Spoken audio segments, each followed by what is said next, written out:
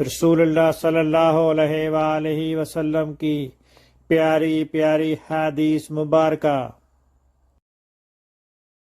Make sure you like and subscribe to my channel for more hadiths.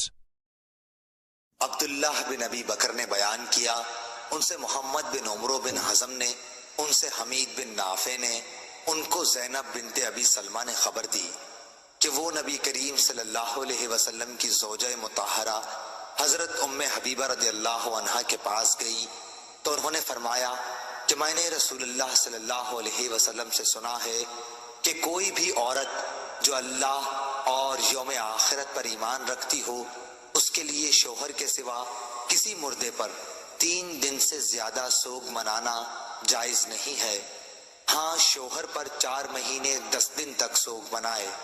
صحیح بخاری حدیث number 1281۔ اللہ تعالیٰ اس کے چہرے کو روشن کرے جو حدیث مبارکہ سن کر آگے پہنچائے۔